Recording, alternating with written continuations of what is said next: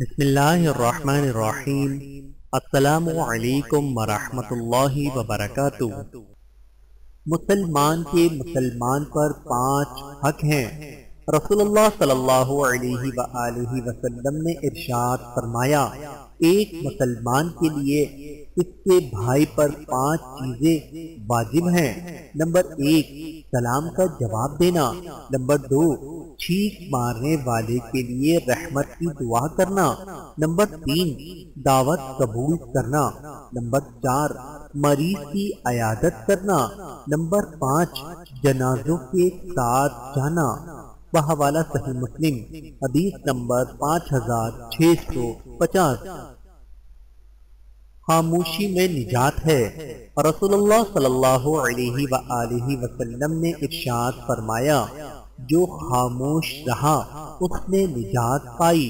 بحوالہ سنن ترمذی، حدیث نمبر 2501۔ باعث نجات خاموشی یہ ہے کہ حرام، مکروہ، جھوٹ، غیبت، بیکار اور بے فائدہ باتوں سے خاموش رہے۔ اللہ تعالیٰ کے 3 مہمان۔ رسول اللہ صلی اللہ علیہ وآلہ وسلم نے ارشاد فرمایا، اللہ کی راہ میں جہاد کرنے والا، حج کرنے والا اور عمرہ کرنے والا اللہ تعالیٰ کا مہمان ہے۔ اللہ تعالیٰ نے ان کو بلایا تو انہوں نے حاضری دی، اور انہوں نے اللہ تعالیٰ سے مانگا تو اس نے انہیں عطا کیا۔ بحوالہ سنن ابن ماجہ، حدیث نمبر 2893۔ معززینوں کی عزت و تکریم۔ رسول اللہ صلی اللہ علیہ وآلہ وسلم نے ارشاد فرمایا، جب تمہارے پاس کسی قوم کا کوئی معزز آدمی آئے تو تم اس کا احترام کرو۔ بحوالہ سنن ابن ماجہ، حدیث نمبر 3712۔ نیک دل اور صالح اعمال۔ رسول اللہ صلی اللہ علیہ وآلہ وسلم نے ارشاد فرمایا، اللہ تعالیٰ تمہاری صورتوں اور تمہارے اموال کی طرف نہیں دیکھتا، لیکن وہ تمہارے دلوں اور اعمال کی طرف دیکھتا ہے۔ بحوالہ صحیح مسلم و سنن ابن ماجہ۔ رسول اللہ صلی اللہ علیہ وآلہ وسلم نے ارشاد فرمایا، قرآن کی آیت کی سردار آیت الکرسی ہے۔ بحوالہ مستدرک حاکم، حدیث نمبر 3030۔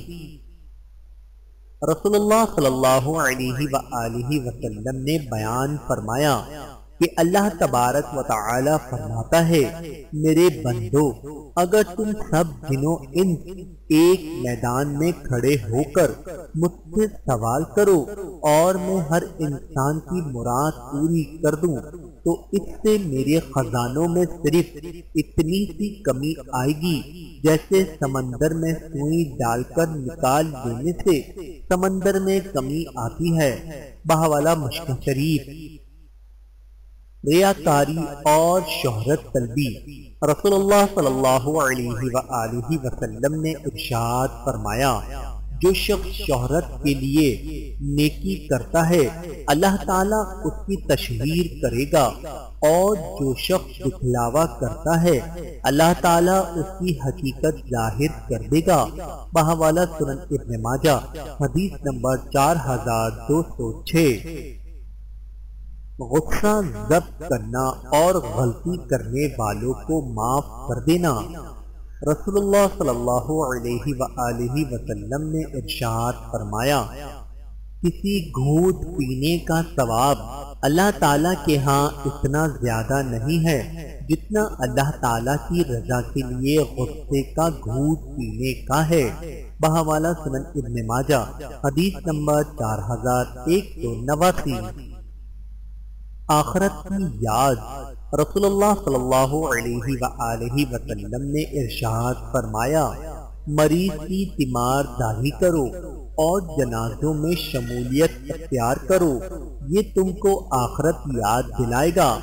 بحوالہ صحیح بخاری، حدیث نمبر 518۔ غصے کے وقت کیا کریں؟ رسول اللہ صلی اللہ علیہ وآلہ وسلم نے ارشاد فرمایا، جب تم میں سے کسی کو غصہ آئے اور وہ کھڑا ہو تو چاہیے کہ بیٹھ جائے، اگر اس کا غصہ ختم ہو جائے تو ٹھیک، ورنہ پھر لیٹ جائے۔ بحوالہ سنن ابی داؤد، حدیث نمبر 4782۔ اللہ تعالیٰ سے دعا ہے کہ اللہ تعالیٰ ہم سب کو سمجھنے کی اور عمل کرنے کی توفیق عطا فرمائے، آمین ثم آمین۔